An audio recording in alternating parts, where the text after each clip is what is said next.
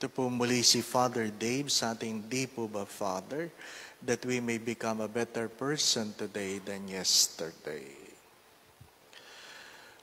I hope you are in better condition.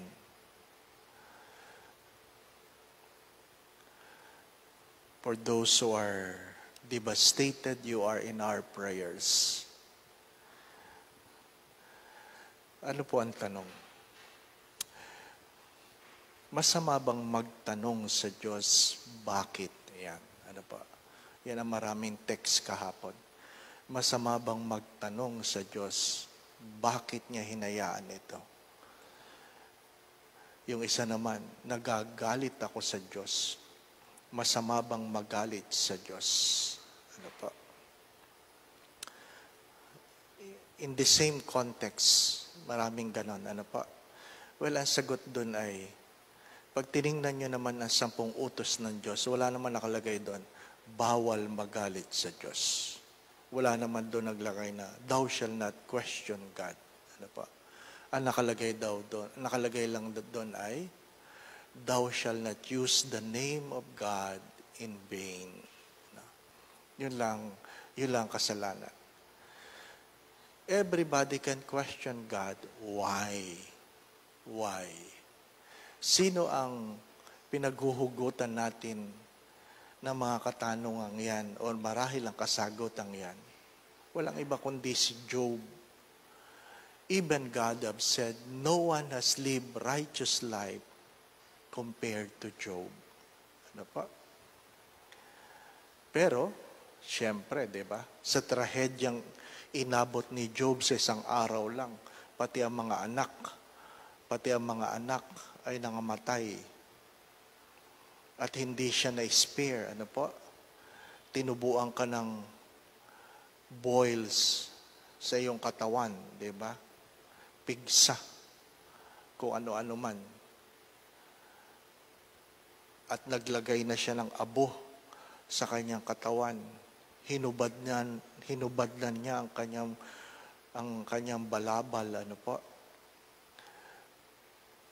And Job asked the question, why? I believe Job has the right to ask the question because he is a righteous man. And many times I have said this, when you are put into testing, 3 things you have to constantly ask.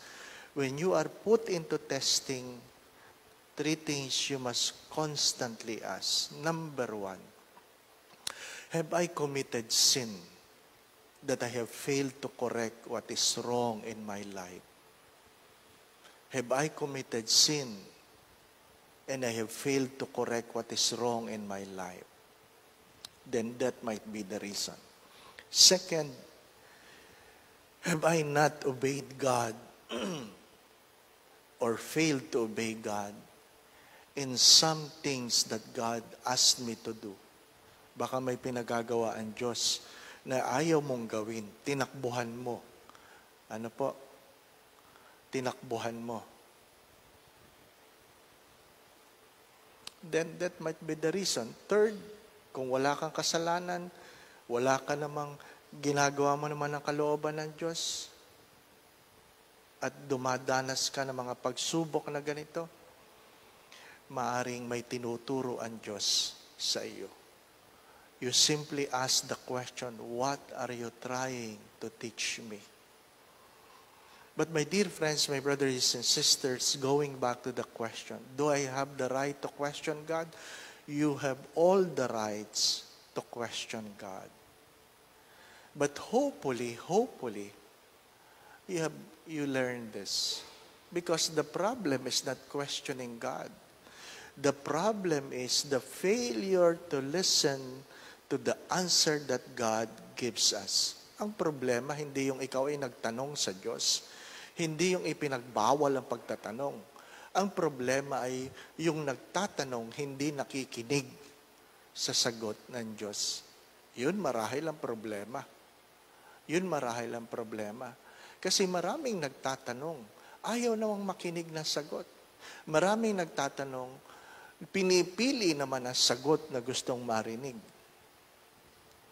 We have all the right to question God.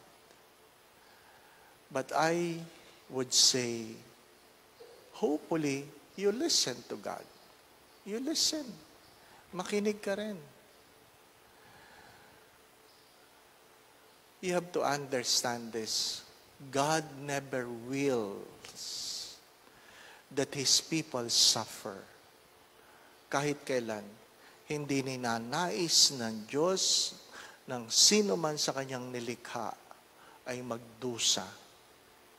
Pero pagka minsan, hinahayaan ng Diyos ang mga pangyayari dahil ayaw manghimasok ang Diyos sa kalayaan ng tao.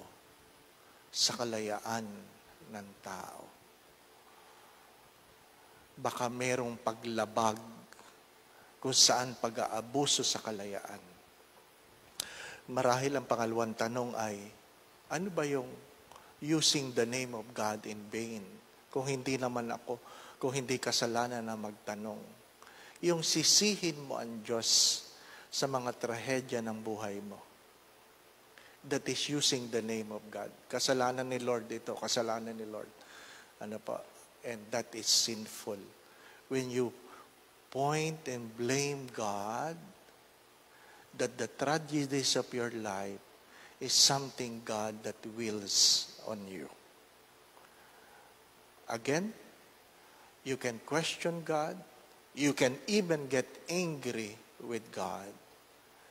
Basta you don't use the name of God in vain. You have all the time, you have all the rights. But hopefully, when you question, you are also willing to listen. Hindi lang ang Diyos. When you question anybody, anyone, you are also willing to listen. Few days ago, there are families sharing their problems with their children. Yung isang pamilya na kailangan niya maghanap ng bahay kasi yung mga anak niya nag-aaway na dahil gusto tigigisang kwarto. Ano ba? Tigigisang kwarto. Yung isa naman nagagalit dahil ganito ang bahay nila. Ngayon nawala yung bahay. Nalubog. Hindi ko pa sila tinitext. Ano pa? Mahirap yung ganan eh. When we feel so entitled and we failed to be grateful, the little even we have will be taken away from us. Muli po, do not be afraid to question God. Sometimes my prayer is all about question. Lord, bakit? Bakit? Bakit hindi ako kasama? Bakit kasama ako? Lahat na lang. Ano? Sabi ng Lord, di kita maintindihan. Ang dami mong bakit. Ano pa? Pero, yun ang nakakaganda ng prayer eh. Di ba? No? But one thing I've learned, you can always question God, but also you must be willing to listen to how God answers your question. Muli po si Father Dave sa ating di po ba, Father, that we may become a better person today than yesterday. Marami nga palang listahan ng mga nagpapadasal at nagpapabati. Ano po? Batiin natin ang mga taga Madrid, Spain. Ano po? Spain. Como se llama? The Filipino community at Machida, Tokyo, Japan. Ano po? Eresemase.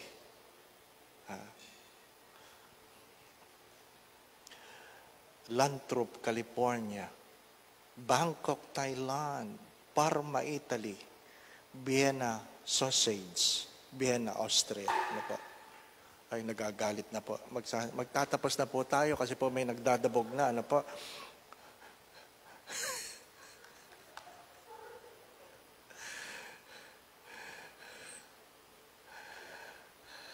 Hold on to God.